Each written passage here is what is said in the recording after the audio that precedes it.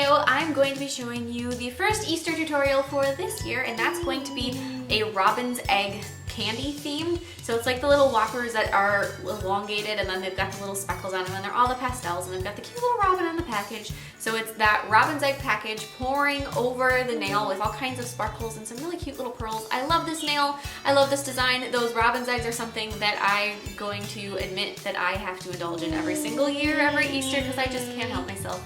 I hope you guys love this design as much as I do, and don't forget to click subscribe to see all my future videos as well. So I'm going to begin with an overlay of teal acrylic. It isn't quite the same color as the robin egg, or not the robin eggs, but the robin that's on the bag, but it is kind of, similar, and it's got that really Eastery look to it, that nice bright pastel color. So I'm going to do an overlay of that. This acrylic that I'm using is strong enough to just be used on its own without encapsulation. So I'm going to, skip that step this time and file the nail into shape directly. And then I'm going to drill a narrow hole through the very tip of the nail. That's going to support our wire later on. But now on a silicone mat, we're going to paint a rectangle for the bag. And instead of painting a solid rectangle, you're going to leave a little space of it open and without any gel. That's going to be for the little window that's in the bag. And now with some brown gel polish, we're going to be painting our nest around the window. So if you haven't seen a bag of robin's eggs, in fact, I thought that this was fairly common knowledge what these were until I showed this design to my husband and he goes, "Well, what is that?" And I said, "They're robin's eggs." And he looked at me really weird and he goes, "What is that, some kind of candy or something?" And I was like, "Oh my goodness." And this is surprising because I usually don't know what different types of candy are. And he has like this encyclopedic mind of every candy produced in the last 20 years. But he didn't know about this one. So I had some knowledge on him. So then we have a little branch that goes behind our nest, and then switching to a light kind of pinky purple gel color, we're going to be painting the ribbon that goes behind the logo or the title of the candy. So we've got that little ribbon going behind there, and then as you can see, I'm flash curing pretty much after every step, but then periodically about every 2-3 color changes, I'm going to be actually doing a full cure with my LED lamp in a good 60 seconds. But now we're going to be outlining that ribbon with a darker shade of purple. And then as you guys, I'm sure, can guess, after we have that outline done, we're going to flash cure it again. If you guys don't have a flash cure flashlight, but you're doing artsy stuff like this, that is something that I would highly recommend picking up to add to your collection of things. And now we're going to be painting our little robin with our bright blue. And if you have a color that's just like the nail color, I would use that one. But the nail color I had my heart set on using was not the same one as what the robin should be. It's a little bit more blue. So we've got our little robin with his rusty colored chest. And then after we have that, we're going to be doing the little details of our shading on our robin. So the robin has slightly darker blue on the wings and then on the base of his face and on his legs. After you have those little details done, you can flash cure it again and add a beak and then flash cure it again. Having that little flash cure flashlight has really been revolutionary for painting these things. But now with our darker blue that we use to do the outlining on the ribbon, we're going to be writing robin eggs across the ribbon. And this was really hard for me to write because in my mind, I don't call these robin eggs. I call them robin's eggs. I add an extra S. So to skip that in the logo and make it actually what it is, took my brain a lot of effort because I really wanted to add another S to it. And so now that we have the eggs written out, and this doesn't have to be completely flawless because this is still the outlining portion of it, we're going to fill in all the letters with another little outline or inline inside of them when we get to that point. And so this is just kind of like a bubble version of the letters. So they can be a little bit quicker and easier, and it actually makes the whole system go a little bit faster because you're not as worried about making these perfect. And then when you do go through to fill in the thinner lines, you have a guide already in place for where each letter goes. So we have all of that flash cured, and fill in the egg portion of the word robin. So the I, the dot of the I, with the same blue as you used for your little birdie.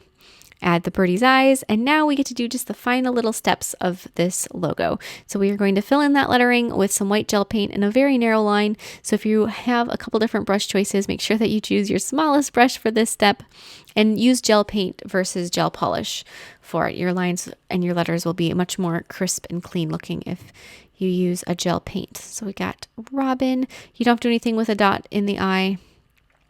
And then fill in eggs. Yeah, robin's egg is, I always want to say that. So we've got the E and then the 2 G's. And then after you have that, basically all that there's left to do is to add a little bit of outlining on your robin. And at that point, it's kind of what you want to do and up to your discretion. I used some black gel paint and I added just a little bit of detailing on him. So some little pupils in his eyes and then a couple little outlines here and there. Not anything too much. It is very small. So it's basically whatever you really can do at that point. But if you want to do some detailing, no problem. After all of that's cured, apply a thin coat of gel top coat as you can. And that's over the window too. So over the entire rectangle, and then peel that off and then trim the edges to make sure that they're nice and smooth and straight, and kind of just clean them up a little bit. And then you're going to glue two of the edges together. So you're going to leave one of the shorter ends open. That will be for where the bag is pouring out the candy. And with some nail glue, just glue the other two shut. Try to keep the nail glue just right on the very edges so that it doesn't glue the bag shut too far towards the middle, but just seals up those two edges just like so. And then you can kind of push it open slightly. Depending on how stiff your bag is, you'll hopefully be able to manipulate it fairly well, but just kind of hold those together. And now we're going to glue a wire into the hole that's in the nail. Hold that in place until it sets up and you can let go. And then after it does and you can move on, then you're going to glue the other end of the wire into the bag. Just hold that in place. And then we're going to use some jewelry gel and you're going to apply that over the wire and then over the inside of the bag. And in my process of trying to apply the jewelry gel inside the bag, the glue that I had for gluing the wire to the bag released itself. So then I just took the bag back off. But if you can leave it on there, I probably would.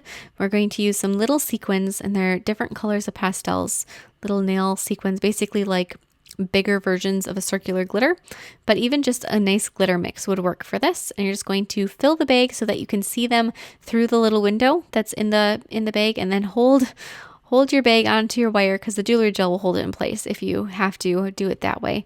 And add some of those little nail sequins going down and covering up the wire so that you can't see them.